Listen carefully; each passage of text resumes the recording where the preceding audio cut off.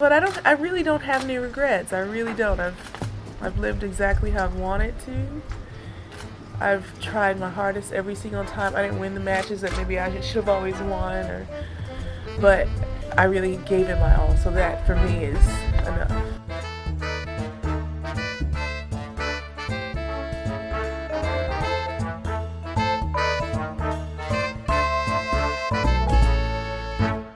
Hello everybody, welcome back to the Body Serve. I'm Jonathan. And I'm James. The WTA season is over. Well, not quite. We're in Glasgow for the BJK Cup, which we will not be talking about on this episode. Yes, but you know what I meant. Yes. The WTA finals have ended. Caroline Garcia is the year-end champion. And wow, what a career turnaround. One of the questions we asked on the last episode was, of the 8 women, of the 7 outside of Swiatek, was there one who could possibly stop her from winning? And while Caroline didn't directly stop her from winning, she was the one who lifted the title. Yeah. I think we both said in the last episode that Sabalenka was somebody who could stop Iga, on a good day for Arena and on a so-so day for Iga, could kind of boss her around on court, and that's what we saw.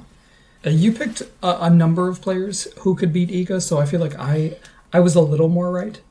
Right, but all of them made the semifinals. They did. Wow, such good picks. Yeah. My top 4 were the semifinalists. I wasn't going to say that, but you brought it out of me. Let's start with the final itself. Garcia beats Aryna Sabalenka in straight sets. The first set, super close. No break points for either player. This is a big babe tennis final. If you like big serving, first strike tennis, this is it. And this is largely what got both women to the final, was trust in their serve. On Aryna's side, even when the serve wasn't as reliable as she would have liked it, being stubborn and continuing to go for those big serves, that's what helped her boss around Iga. That's the story of Aryna in 2022, right? Mm-hmm. Stubbornness. Stubbornness to push through the dire serving troubles that she had to start the year, to push through a season that was off the rails, to finish up with a really good second half, make the WTA finals, and then coming this close to winning it all. Mm-hmm. Now, she was ranked number 2 for a lot of the season, and her play didn't always reflect that of a number 2 player. There was a chance that she wasn't even going to qualify for these finals based on the last few weeks of the season. But like you said, I think her stubbornness is one of her very best qualities as a player. I don't know where she is in the double fault standings, but she's pretty high up there, multiple hundreds. And she kind of just laughs it off at this point. She has a huge serve, and sometimes it goes bad. And for Garcia, she led the tour this year in aces. Caroline Garcia hit the most aces on the WTA tour. Mm-hmm. When she got her game together mid-season, she really came all the way correct. We got a few hints of what was to come from Garcia in February in Lyon, where she beat 3 seeds in 3-set matches to make the semifinals. And then she wins the Roland Garros doubles, wins the singles title in Bad Homburg, beating Iga in Warsaw to win, and then qualifying and going all the way to win the title in Cincinnati. Semifinals at the US Open.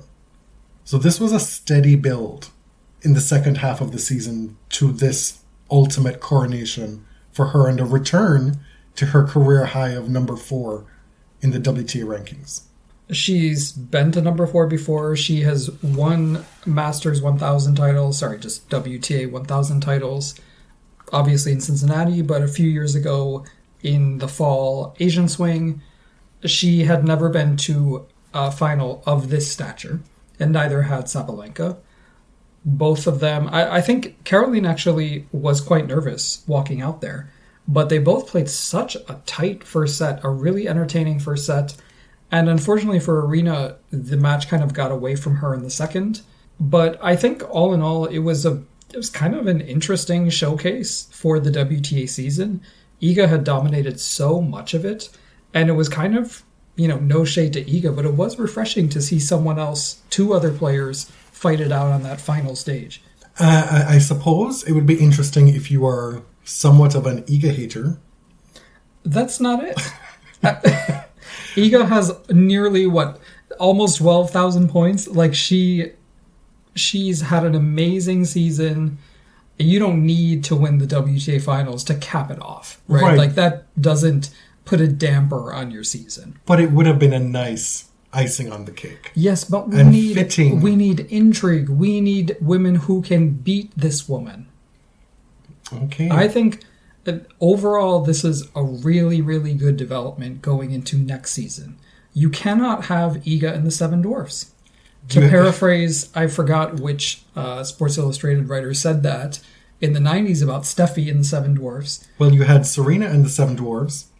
You had no problems with that. Not quite. No. We always had Venus. We always had Sharapova. Okay, but there were many seasons where Serena was just rampant, dominant, and you were not calling for this. That's all I'm saying. Oh, sure. I mean, when I was always rooting for Serena to beat everybody like love and love. I loved watching blowouts when it was my fave, so I will never criticize fans for wanting that for their fave. However, if you're looking at, here's what will make the game maybe more interesting, is a little bit of competition at the top. Because Iga is truly that much better than everyone else. And I'm only saying this as a compliment, that she is leagues above her competition. And it took conditions she doesn't love and an exhausting end of the season to kind of vanquish her. Right, but it also gave us a window into what Aryna Sabalenka can do on a tennis court. Yes. There's still so much untapped potential for her that she could beat anybody on any given day. In that semifinal, I mean, the down the tee serve, just unbelievable. It's like it was some of the best serving you'll ever see. She also had 9 double faults, but she has this incredible ability to hit one, marvel at how absurdly bad it was, and then just wheel and come again. Right. Iga is such an incredible returner, such an incredible mover, that to be able to just outfox her is kind of wild to watch at this point. Well, Iga's forehand was a little bit off that day. It was. And Aryna was smart to pick at it, and it worked. But as you know, like a tired Swiatek, one whose forehand is a little bit off or she's misfiring, is still very, very dangerous. A not so small stat here for Sabalenka. She becomes the 4th woman ever to beat the top 3 seeds in a tournament. Those 3 being Swiatek, Ons, and Pegula. Mm-hmm. The round robin offers you some more chances. Like, you don't always get the opportunity to face the top 3 players in a regular tournament. Swiatek finishes 6,030 points ahead of Ons at number 2. That's crazy. Yeah. In the other semifinal, Caroline Garcia beat Maria Sakkari. The semifinal queen, she persists. Sakkari beat all 3 of her opponents in round robin competition, only to go out meekly to Garcia in the semifinals. She was so good in this tournament. Sakkari in the round robin was so impressive. It was not necessarily what I expected to see, but beating Sabalenka 6-2, 6-4. Ons and Pegula didn't really have great tournaments, but I've seen people say this on Twitter, and we've said this before. Watching Maria Sakkari in person is a different experience. When I've seen her in person, I come away really impressed by her athleticism. I feel like she's much more powerful than she appears on TV. She's just a much more impressive athlete when I've watched her in person. And so I think, for some reason, this is not translating to TV. And part of it is the mental block. Part of it is failing to get past the semifinal or the final stage. But I think she's a bit underappreciated. But I get it. Well, because they're a bunch of haters, you included. Yeah, and I do have to remind myself who like to see people winning all the time, and if they don't, then they're losers. No, but it does show you this is mental with Maria. She's an incredible athlete. To be beaten so convincingly after gathering up that momentum was disappointing. And not like, I'm so mad at her she couldn't do this. It was just, I wish we had seen a better match. Mm-hmm. And so while some people like Sabalenka and Garcia were able to carry or maintain form for just that little bit extra to get to the finish line, others kind of flamed out. And unfortunately for Coco Gauff and Jessica Pegula, this was not good. It was not the tournament they had hoped for. Coco goes winless in singles and doubles. As does Pegula, both of them. Her partner. It's been a long season, right? Coco has played 100 matches this year across singles and doubles. Probably one more doubles matches than they expected. Won a few titles. I do wonder going forward, will she scale back her doubles schedule at all? As Lindsay Davenport pointed out on air at least once, this is the first time in Coco Gauff's life, probably, that she's lost this many matches in a row. Between singles and doubles, something like 7 or 8 matches in a row. And you could see the frustration of that with her on the court. At one point, crying on a changeover. This is not something that she's used to at all. No, and it's not typically what you see from her showing that kind of emotion on court. It's normal. It's a normal reaction to losing and just being discouraged by the way you're playing. But I hope she takes a little bit of time to just kind of regroup and have fun and go vote.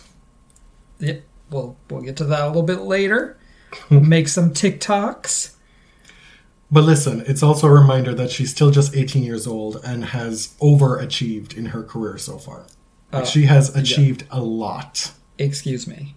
Has made the WTA finals in both singles and doubles this year. A top 10 player in both disciplines. Number 1 in doubles. Right, she achieved number 1.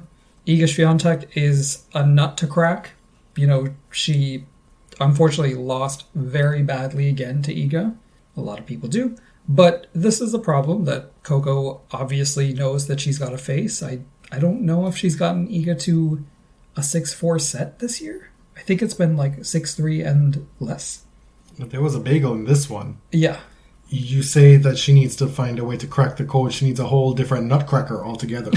Because there is that shell, that Swiatek shell is not budging against Coco Gauff. And people know that Coco Gauff's forehand is vulnerable. And so I do wonder in the offseason, does her team think that it's too late, right? Is it too late to just scrap it and start again? Because that forehand is going to be exposed and exploited for the rest of her career if it doesn't change. It's not too late. Okay, I'm just... Yeah. I mean, does it become a matter of a tweak or an overhaul? Right. But right now, it is an issue that players know is there, and they will continue to pick at it. Right, but who is to say that she can't improve other aspects of her game to cover up that weakness? Sure. It's not an insurmountable problem for her. She's just 18 years old. And I hope she realizes that it's still important to keep all this in perspective. That the weight of expectation that she has probably put on herself, that she's felt from other people, that winning begets, that she's able to stave that off a little bit and keep what she's done into perspective. Because it's still incredibly impressive. Yes. I just ask because I'm curious to see what she and her team decide to do, if they decide to do anything. The other player of note here that we want to talk about is Dasha Kasatkina, somebody who is routinely a punchline as a tennis player on tennis Twitter. Like, wow. Try to do what she does. You know what? There is so much negative talk about her game and her serve and all of this. It is very difficult to do what Dasha Kasatkina does, or any professional tennis player. But I was so encouraged by what I saw. She beats Coco. She loses her other 2 singles matches, but was in an almighty battle with Caroline Garcia, losing 7-6 in the third. And I think she really staked her claim. Like she justified, here's why I deserved to be here. Not that she needed to justify why she deserved to be there, but she showed what she can do. In doubles, this may have been one of the biggest upsets of the entire tournament. Yep. Kudermetova and Elisa Mertens beat Krejcikova and Siniakova in the final. 11-9 in a third set. Kudermetova had an amazing year, almost made the singles draw here in the finals, but wins the doubles title. Listen to this. She had 39 match wins in singles. That is a lot. I feel like she is so under the radar. Like, you could have gone months without seeing her. But she was continuously winning. Kudermetova? Yes. That's because people weren't paying attention. I feel like you have to actively not pay attention. Or, I mean, maybe that's giving lip service to how inaccessible tennis is to find. Mm-hmm. But if you are watching these tournaments, it may just be a case of, well, I don't really know these two players. I'm not going to watch. Sure. Because she's been there a lot. But we're talking about like one of the top 10, 12 players of the year. And I feel like she's continuously overlooked. By me, too. Pro tip, a lot of these generalizations that you say on this show, you're just talking about yourself. Oh, really? Wow, how observant. But to give her flowers, she reaches 3 finals in singles, Melbourne, the big one in Dubai, and Istanbul. And in doubles, she wins Dubai and Rome, makes 2 more finals, and then finishes the year as the doubles winner. The Barbourissance continues with her courtside appearances at pretty much every singles match. Krejcikova was just at every match as a fan just watching. Nobody had more fun all week than Barbara. And we've talked about this throughout the year, that she's gone from punchline to a fave, a popular player even, someone that's respected in no time. The necklace was fished out from the ocean. The old lady didn't drop it in the ocean at the end. The necklace has been saved, repaired. The magic is back. You shouldn't have. That's a little millennial reference for you youngsters. Steve Simon said that the venue in Fort Worth, the Dickies Arena, was, quote, a last-minute decision, and although a great arena, too big for them. The crowds were sparse for quite a bit of this tournament, especially earlier on, and there was a lot of concern that what is this final attendance going to look like given that it's on a Monday? And it ended up being a pretty decent crowd. Yes. The crowd steadily increased. To me, it was very clear that this arena was way too big. I just heard you say Serena. What? You said that this arena, I heard you say Serena. This arena yes, was way too big for them, which is unfortunate. I don't know what the kind of the tennis community is in Dallas-Fort Worth. I don't know what the promotion was like. As we know, this was a very last-minute choice. I think you can put 2 and 2 together. If the O2 Arena in London was clamoring and begging for the WTA finals, I think they would have gone there. And what I mean to say is that it's not like they had every stadium in the world lining up and asking them to come. There's this idea that Steve Simon and the WTA are perpetually asleep at the wheel, that faxes, communiques, emails are coming in minutely, people are knocking on the door, the phone lines are ringing, and just an unbelievable amount of ineptitude is just taking place, and nobody's answering those calls, responding to those emails, and all the opportunities that are being offered to the WTA are being ignored. Right. I think we have to be realistic about the lip service provided to women's sport versus how many people are actually willing to put up the money and execute on what they say they support. Steve Simon spoke to Christopher Clary of the New York Times, illuminated a lot of stuff for us that's been going on recently. And it became very clear that the WTA put all of their eggs in the China basket, right? The Peng Shuai situation while inspiring, a boycott that, surprisingly, like for something in the sports world, is not financially motivated. It's actually financially detrimental, very much so, to the WTA. And in a way, it's given them a little time to not have to deal with this issue with China still implementing all these lockdowns. Like, tennis isn't a possibility in China as of now, still. It has, but the fact that, okay, so they are boycotting China, but also COVID is causing all of these like rolling lockdowns in China. This is a cause of a lot of the WTA's problems. This is why they had to scramble and find this slapdash alternative for the WTA finals. It's not like there's a ton of arenas just open for an 8-day tournament whenever you want it. And I suspect that like a lot of venues would probably say, well, I can probably make more money doing something else. Do you have a 500 for me? Do you have a smaller tournament? Or, Bad Bunny's coming through and we're not going to cancel that. Right, there's a reason why it's no longer held at Madison Square Garden. Exactly. And we may yet get there someday. Well, because Harry Styles has to play 10 shows in a row. But we might get there. And this is not to say that the WTA's leadership is doing amazing, A++, 100% sweetie. Like, that's not what I'm saying, but there are a lot of issues swirling around the Fort Worth decision. And so much of it has to do with China. The lower prize money. They're only giving out a $5 million purse in Fort Worth compared to a record $14 million in Shenzhen. Listen, they don't have that kind of money. The WTA is reportedly in quite a bit of debt. We're talking like in the millions of dollars here, partially because they're putting up prize money out of their cash reserves. Allegedly. Right.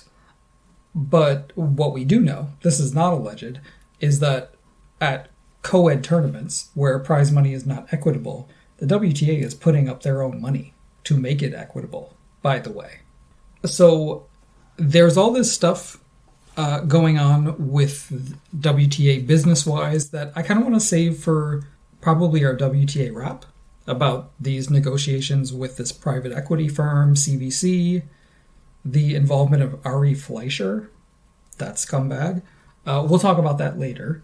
Like the politics guy? Yeah, as in George W. Bush's former press secretary. Oh my God. As in the guy who's also involved in the Saudi Arabia Gulf thing. Oh. What is that called? LIV. Yeah, him. But the point I'm trying to make is that, yeah, this was, if the WTA could, like, find a genie and wish, the Dickies Arena wasn't their number one choice. But eventually I think they made do with what they had. This is a classic case of multiple things can be true, right? Should you still be disappointed that the largest women's professional organization is having their crowning championship in Texas? That's a reasonable thing to be annoyed about, especially with this happening right before Election Day. But the final happened the day before midterms in the US, right? So if you're an American, I get it why this is a problem for you.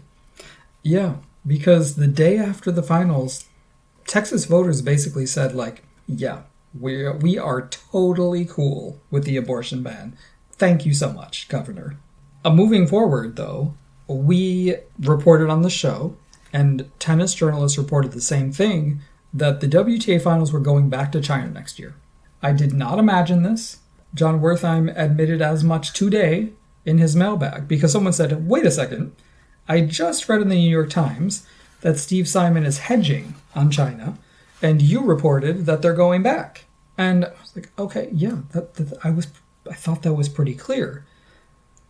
And it turns out what the WTA said in their press release was, quote, with the event thereafter due to return to Shenzhen, China in cooperation with long-term partner Gemdale.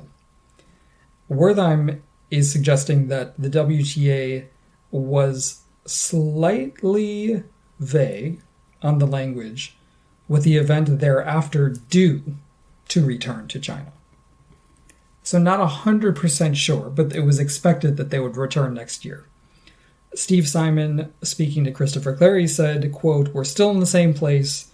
The complication is still the Peng Shuai situation. The first anniversary of the allegations have passed. Steve Simon said originally that the plan was to return to China next fall, but he feels like the Peng situation is unresolved. He wants an investigation done. He has a few conditions that he'd like the Chinese government to fulfill before they come back. And there's, of course, the fear of COVID restrictions and lockdowns that could cancel the whole thing. You could get everyone out there, spend all the money, and the thing could get shut down at any moment." Simon said, "We're still in the same place. If they come forward with something else we should look at, of course we're open to it, but we haven't seen it so far. I'm hopeful we do find a resolution. That's the goal, to find the right resolution. What's the truth? Then we can move forward." Now, I think Steve Simon needs to take some responsibility in being deliberately confusing about this return to China. This is more than we've heard so far. I think we were led to believe they were going back definitely, and now he's got kind of a set of conditions. He's been a politician about it, because on one hand he has contracts that he probably feels legally bound to. Yeah. He has moral obligations to himself and the tour and all the women on tour to see this through and make good on his promise to boycott China, right? To show that his actions have some teeth to it. But there's a certain amount of inevitability about it, in a sense. Right. You're not going to get this. China is not budging on this. It's clear. Mm. So for me, this reads as kind of a laying the groundwork for what's inevitable. I don't like it. I don't have to like it. But they have partners and investors they're trying to keep happy, or keep at bay at least. I mean, keep the tour afloat as well. Yes. But he said openly that if this stalemate continues, that the WTA is looking at cities that are interested in multi-year deals. They're not interested in another one and done. He says that there are other cities that are interested in several year deals. And of course, WTA fans have their wish lists. The finals were successful in Singapore. Guadalajara was a big hit last year. Mm. If they want it. We saw 2 Guadalajara tournaments this year. Mm-hmm. One of them being WTA 1000, but not the tour finals. Right. We would love to see the tour finals in Latin America somewhere. If that could happen, that would be amazing. I think the message is, yeah, we want to return to China, but we understand we have to entertain serious advanced planning with other possibilities. But still, and this is something we'll talk about a bit later in the season, as in later this month, financially, they are in a really, really precarious position, which has led them to seek investment from outside sources. So you're saying the whole logic money is not enough money? Well, what I'm saying is that apparently they've already voted to look into this deal with CVC, the private equity firm, and Simon says they're kind of in final negotiations. Mm. Okay. And that's not a takeover. They're not buying a majority stake, but it's significant.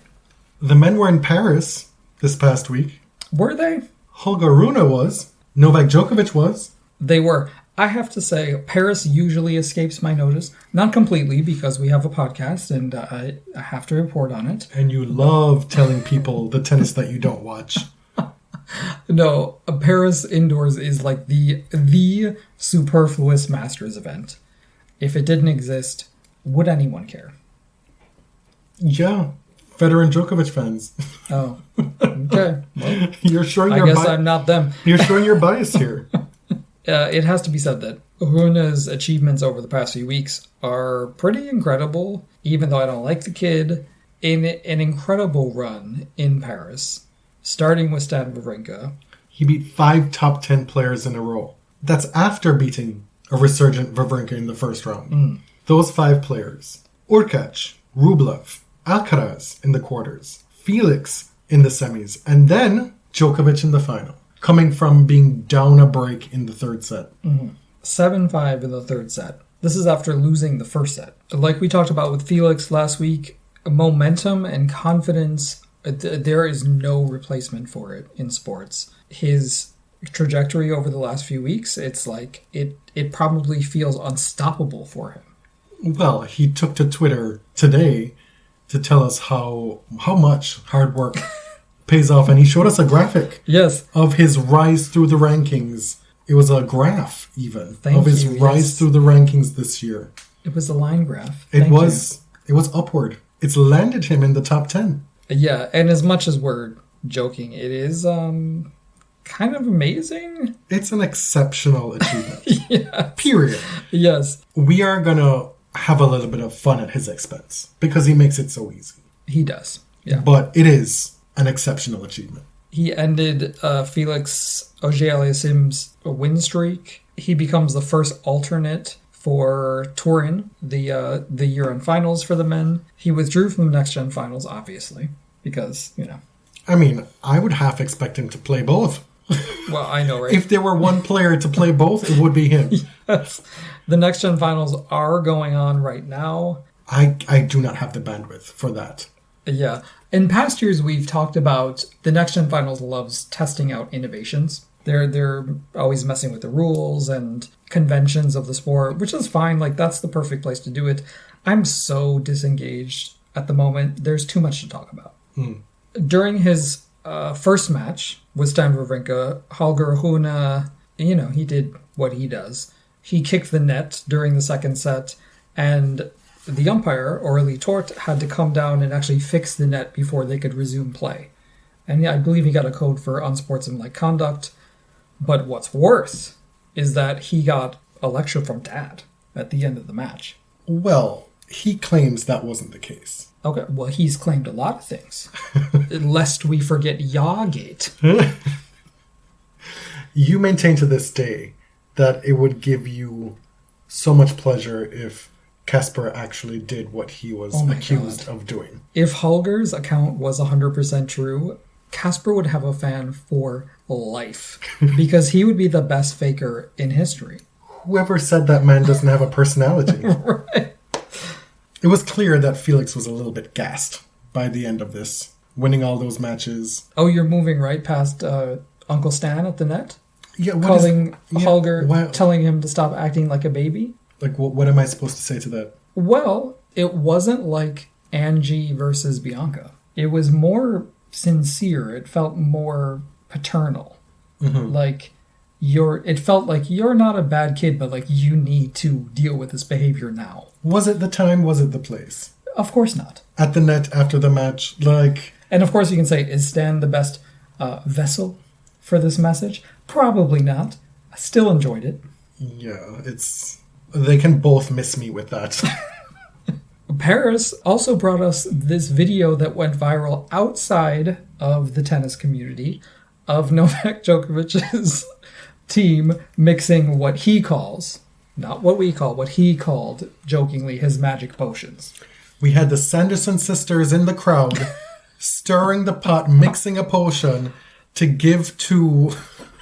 Oh my God, this was so funny. Like, you know why it's funny to me? Because it makes people so mad that tennis journalists and the fans are saying, like, what's going on here? Yeah. First of all, let's say off the bat, I don't think that if a player was ingesting something illicit, that their team would mix it in the stadium. Right, but if there were a player who would be brazen or stupid enough to do it, this would be the camp. Right. Based on precedent. Right, and people were like, oh, Lance Armstrong was so brazen that he doped literally in front of everybody and assumed he'll never get caught, right? I'm referring to, of course, the debacle in Australia last year, right? Completely brainless stuff that we're all subjected to. But what I think this highlights for me is just how quickly and eager we are to believe the worst about somebody because we don't like them, because we're not a fan of them. Because the most logical explanation, if you think about it, or you listen to what other people are saying about it, is that this is a trade secret kind of thing. Exactly. It could be not a copyright thing necessarily, but like Novak and the team not wanting other camps to know what he's doing to gain a legal competitive edge. Yeah. Or it could be that the owners of these potions don't want their individual ingredients that are being mixed known to the public. Like Totally. There are a lot of things that make plausible sense.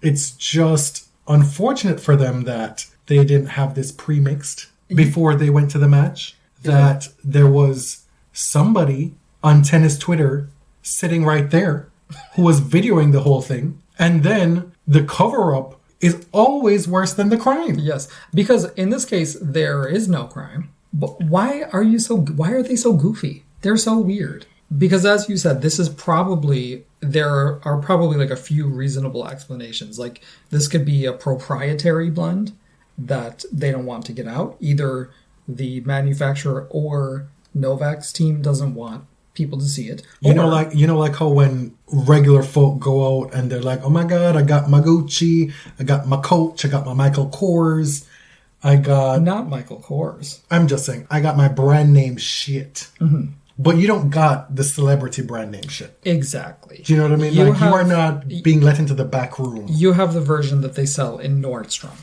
not the one that they sell to Serena Williams. Like you can't buy the Super Gatorade that Djokovic is drinking. Super Gatorade. The other possibility is like it could be he might be using a non-sponsored brand. But why are they so weird? This is continually what Djokovic's team does, is like they draw attention to the goofiest things and act weird and then wonder why people think they're weird. Right, but that was my takeaway. But why would you be afraid of anything when you've got enforcer Yelena to come clean up the business on the internet afterward? Is she still allowed on the internet? I wouldn't be scared. Of course, she was out here litigating all this on Twitter.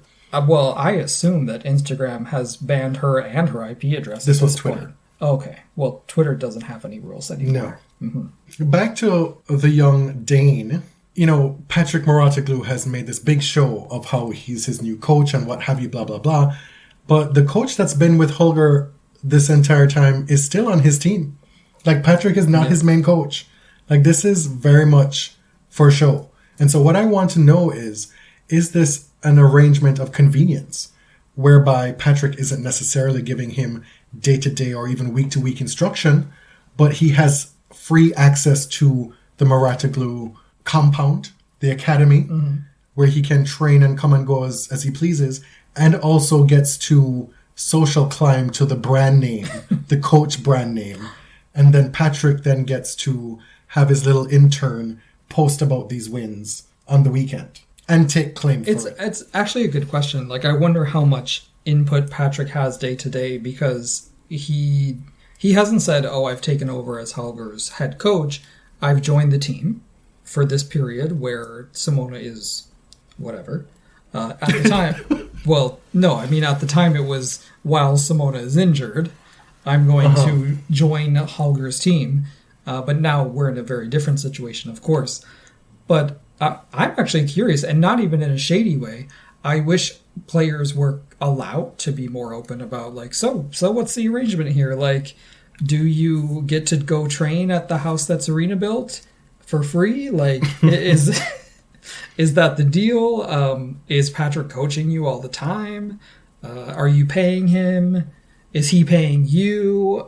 Like, I am actually interested in that contractual stuff that they're never allowed to talk about. This will be a good time to circle back to Steve Simon, because he was in the news a lot this past week and a half. And one of the things that made a lot of folks scratch their heads, us included, was when he came to the defense of Simona Halep, saying, quote, I believe her that she didn't intentionally do something here. That being said, I do believe very strongly in our anti-doping program, and I think it's a good one, and our players support it too. And if you ask Simona, she supports it.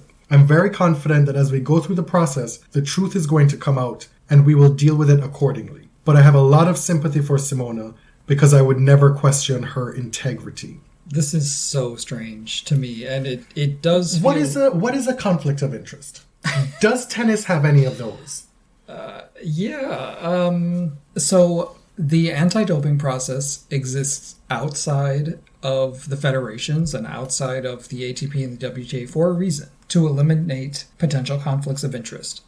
Right now, it sits with the International Tennis Integrity Agency. This is an independent agency that was created by the 7 governing bodies just last year. But it's independent on purpose, right? Anti-doping is at arm's length on purpose. It shouldn't sit with the leagues or the federations.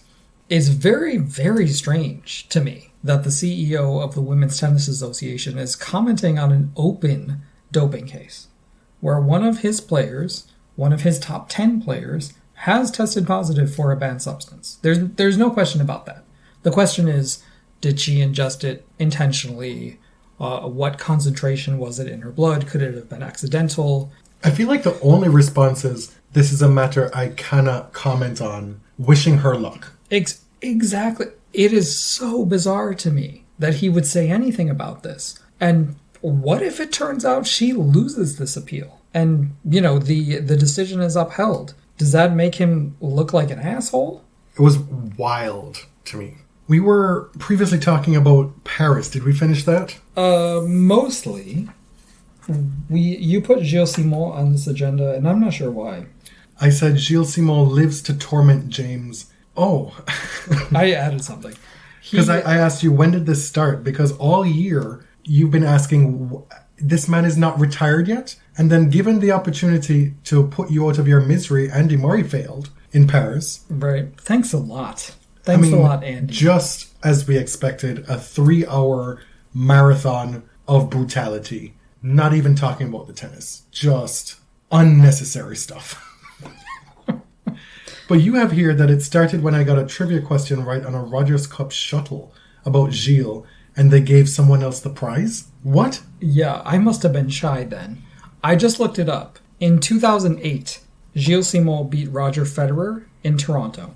And you'll recall that in those days, nobody beat Roger Federer. Yeah. Oh, we were there for that. We were. And on the shuttle, on the way to the venue, because York University is so big, they asked, I got the question right, I was the first one to answer, and they gave someone else the prize. This is not Gilles' fault, but he's been my torturer ever since. On and off the court. Right. He beat Andy, and then he goes on to beat Taylor Fritz, and this fairy tale run is happening, only for Felix to just wipe him out. Just when you thought Felix was exhausted from all of these matches he was winning. But what exactly did Simon say in the past to make him problematic? I'm so glad you asked. In case people forgot, all you have to do is Google Gilles Simon women, and it comes up. In 2012, he said that women don't deserve equal prize money because they're not nearly as entertaining. Yes, I hear you, everyone. He would not be unique in the ATP for saying or thinking such things. I just don't like him, all right? He, went on to say, oh, they're not as entertaining. Oh, no, wait. What I mean is, oh, they don't play as long. No, actually not that. Let me scratch that because I don't actually want to see women play 5 sets. So what is the truth, Gilles? As always, with these sorts of arguments, the ideology always comes first. It's always an ideological argument before the logic. So we see it time and again with equal prize money. And apparently you weren't the only one who didn't like Simon, because according to Howard Bryant in 2012, teenager Sloane Stephens was a ball girl in Florida, and he once hit her with a ball and didn't apologize. And she disliked him ever since. This was written in 2012. Wouldn't you? I could not believe this when I read it. When this whole thing bubbled up, it was at Wimbledon, of course. Maria Sharapova said, listen, nobody packs stadiums for Gilles Simon. They come to see me. And he said, yeah, you're right. They do come to see Sharapova. Serena was asked, of course. Kim Clijsters was asked about it. Everybody. And, it just left a sour taste in my mouth. He said that everybody in the top 100 of the ATP agrees with him. They're just too afraid to say it. And I say, well, I guess that was your misfortune that you said it out loud because now we get to hate you. And I haven't liked him ever since. Well. Au revoir. The women, as you mentioned, they've moved on to the Billie Jean King Cup. I said that Coco had lost 7 or 8 matches in a row. She did win one today. The US won their rubber. She's back playing with Katie McNally. And after Madison Keys lost her match and Danielle Collins won her match, Makoko secured the win. All right. The youngins move on to Milan for the Next Gen Finals. And the men are preparing for the ATP Finals, which start next week. Rafa is already there. He had his first practice. Carlos Alcaraz will not be there because he sustained an ab injury or some sort, and he actually had to retire from his match against Holger in the quarterfinals, and subsequently pulled out of both Davis Cup and the ATP Finals. So when that happened, Taylor Fritz got into the ATP Finals, and that precipitated Holger, after he won the tournament to become the de facto second alternate, he now becomes the first alternate. Alcaraz's season-ending injury is shocking. This is wild. But is it shocking?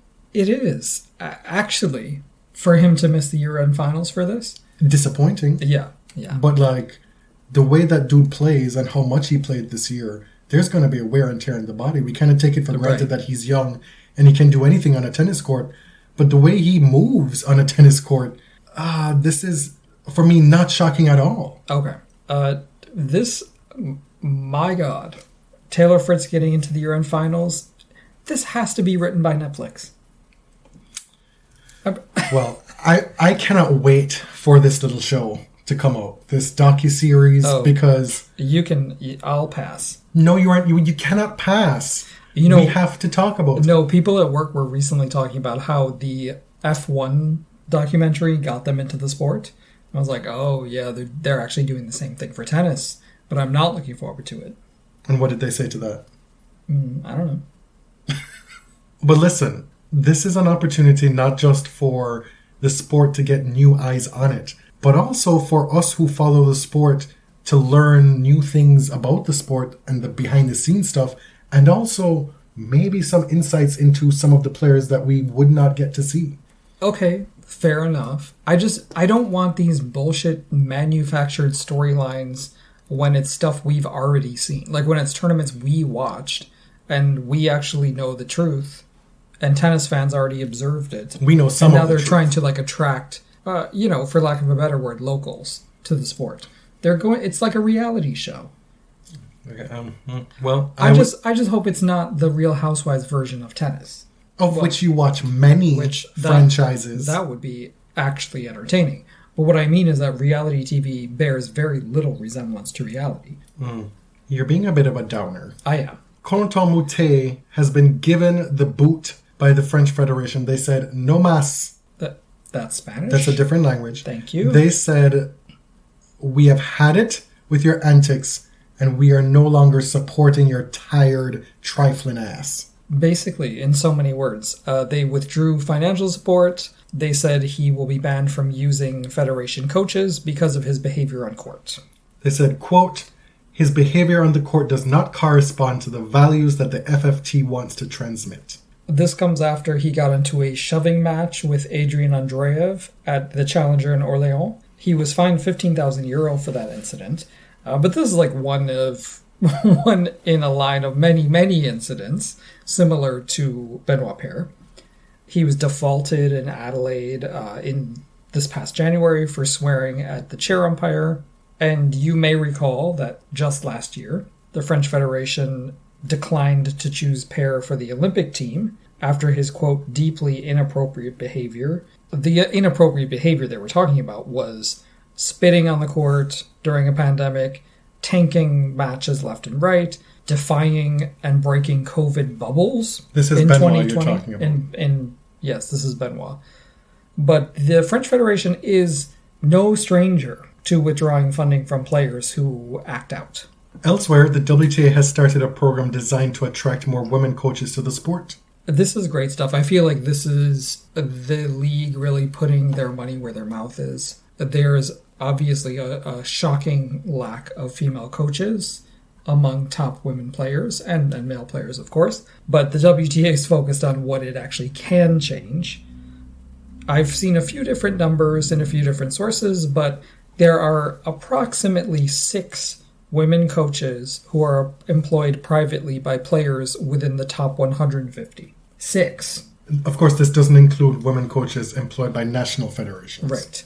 Just like with pay equity across industries, there are a lot of factors for this.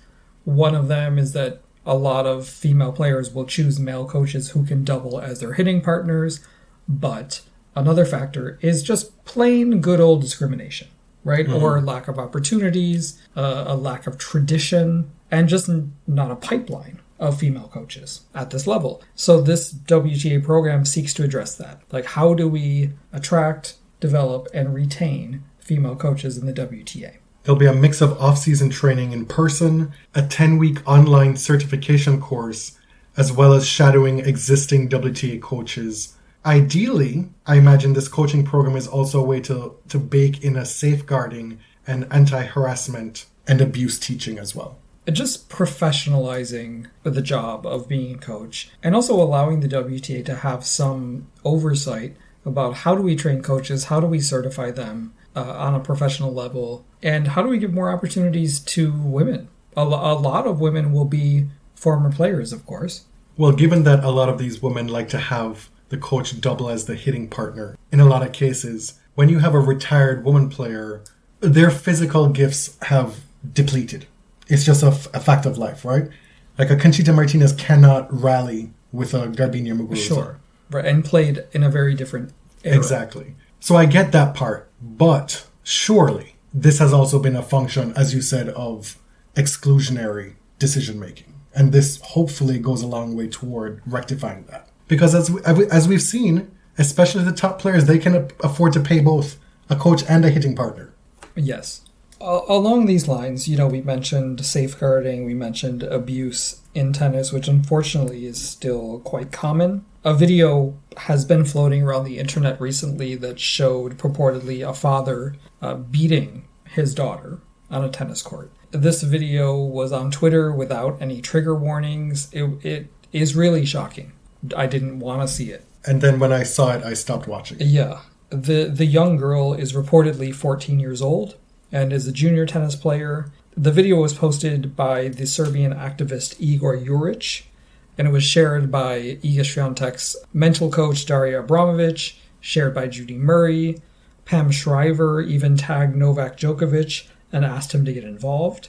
And the connection here is, I guess this was filmed in Serbia, in Belgrade. The family supposedly lives in Serbia, but they are from China. And it casts a really disturbing light on some of the things that, unfortunately, we know go on in tennis, still go on in tennis.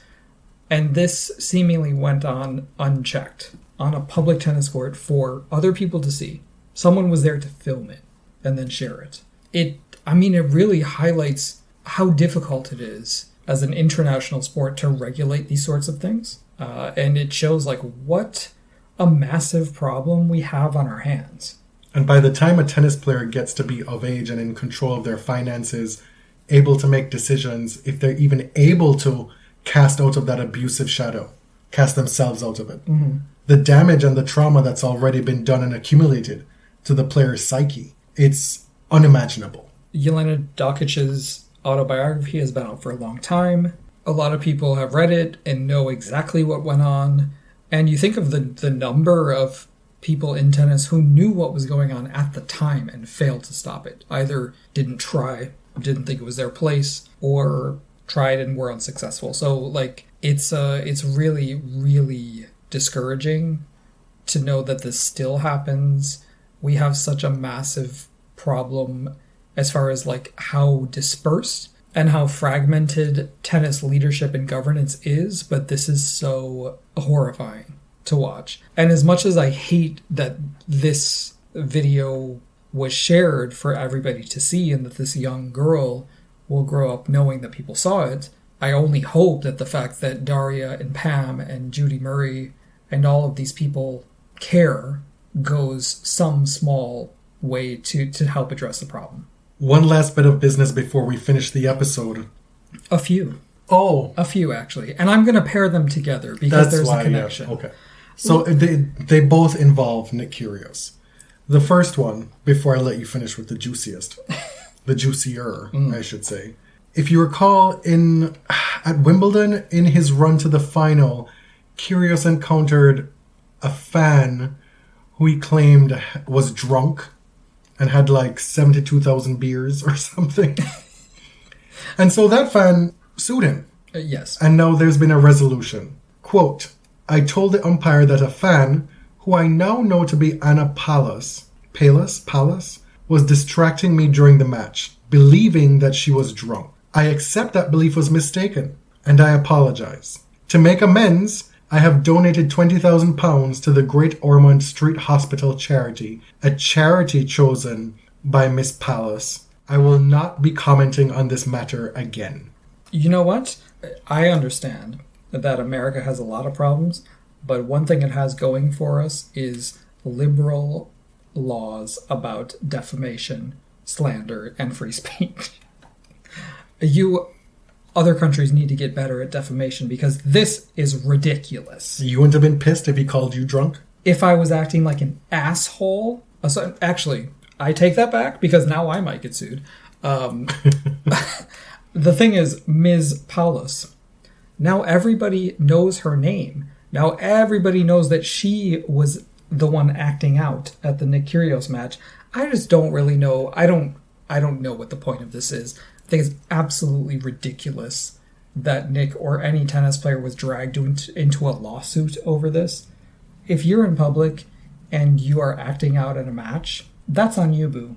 Okay. And I say that as like no defender of Nick Kyrgios, but I guess this is like the most American I'll ever get as a defender of being able to speak freely. Wow. And no, really, I do not defend hate speech, period. But defamation laws in some other countries, Germany is like censoring journalism. A lot of European countries have pretty strict defamation laws. This is very American of you. To me, that's crazy. This is probably one of the most American you've been on this show. So carry on to the next Kyrgios bit. Speaking of Americans, this actually doesn't have a whole lot to do with Kyrgios, but it's like in the same spirit. Reilly Opelka yesterday tweeted some bullshit about, imagine telling people to go vote. At first I thought, from just a cursory scrolling of my timeline, that this was a dig at Ben Rothenberg, because he had just tweeted about voting. And it could be. However, there's also speculation that this was a dig at his fellow American Coco Gauff. And it may not be, right? Just to protect myself from a defamation lawsuit. I have no idea who or what or if anything this was in response to. But Reilly's whole MO is like everything is cringe. Caring about anything is stupid and uncool. And I'm going to make fun of you for tweeting a lot. Or I'm going to make fun of your profile picture. The humor is so incredibly juvenile. Like calling it high school would be a compliment. No, but to be humorous, one has to have intellect and wit. And he's devoid of both. It is strictly contrarianism. That's all it is. Period. It's contrary for no reason. With nothing, no principle underlining it. I read that and I'm like, what are we talking about here? You're mad about people telling people to go vote? Who cares? Like, I realize that in your position, you've probably been untouched by various political changes. You don't care if people vote. You think it's cringe to tell people to vote. I mean, we've always known that I think it's his uncle, is a right-wing wingnut. We just, at the start of his career, were giving him the grace of not holding him to that. Right, but I don't care. Like, I don't know what Reilly's politics are. All I know is that he is incredibly juvenile and ignorant on his Twitter. And I'll tell you, if this is in response to Ms. Coco Gauff, it is on site. There's nobody I know, aside from the person sitting next to me, who can hold a grudge like me. You would literally be punching up, which is one of the ethoses of this show. Are you height-shaming me? Of course. I mean, David Law got in a good dig, actually, with regard to this tweet. Yeah, but he's like 6 foot plenty too. Right, but David said pick on someone your own size. Somebody responded to that tweet saying, so edgy on Twitter, a little more subservient on Tennis Channel though, aren't we, big guy? Oh, it gets better. So then he responds, exactly. Politics and ideology don't exist in tennis, or at least they didn't when I fell in love with the game. When did you fall in love with the game? When in fantasy land? When your new bestie was being harassed in Indian Wells? Like when... Your besties with Venus Ebony Star Williams? I presume you fell in love with the game somewhere around 2001. That wasn't political in tennis? It's beyond... It's goofy. It's goofy. No, man. It's not just goofy. It's daft. Well, it is. It's daft and dim. From day one, and I hope we haven't strayed from this, but from day one, the only reason we did this podcast was to talk about how, like, the political is personal. I know that sounds very second wavy, but politics is everywhere. Power is everywhere. Ideology exists whether you like it or not. Mm-hmm. Ideology just doesn't mean who you go to vote for. Ideology informs everything that you do in life. Well, he also goes on to say, quote, I don't believe in ideology. Well, I mean, that doesn't really matter, does it? Ideology is a way for us to sort of classify and group and understand how politics functions, how it informs our everyday life, how we create a set of beliefs. Him advocating for change on the ATP is driven by ideology. It's also driven by self-interest. But, like, you can not believe it exists, but that doesn't make it true. But I want to get back to the issue at hand here, is that if this is a direct confrontation of Miss Coco Gauff, this is a dedicated hate podcast from now on. I'll just say that, because this is a Coco Gauff advocacy podcast. The other thing that Reilly loves to do is mock people for how much they've tweeted. Their total number of tweets. Yes. Dude, you spend half your life, especially now that you're on crutches and, like, holed up in some rehab center, unable to play. This is all you do. You're on Twitter 24/7. David Law responds to him saying, imagine tweeting, quote, imagine telling people to go vote. To which he quote tweets and says, imagine tweeting 86,000 times. Dude already living in the metaverse. I mean, that was so hilarious. What? Cool dig, bro. Like, and then here comes Tweedledum to reply, Nick Kyrgios, with 6 laugh cry emojis. Hit the height of comedy, truly. What? It's not enough. It's so cringe. It's not enough to be stupid. You have to be mean about it too. I mean, they're just telling on themselves. Truly, it's to even call it high school is offensive to high school jocks. Honestly, like, this is some kind of delayed development and wrapping yourself in toxic masculinity. Like, I just, you know, it's a life beyond my comprehension. It is, and I know that beard stinks. Just the beard? Just leave it alone. I think that brings us to the end. We're gonna get a lawsuit for alleging that his beard stinks. Yeah. Good thing it's in North America. You know, this used to be a reasoned, well-balanced podcast. We used to live in a society, but we don't anymore. I'm finished with this episode. Initially, we had planned 4 more episodes after this for the season, a max of. We'll probably still record all 4, but the season will probably end with just a WTA season wrap and an ATP season wrap.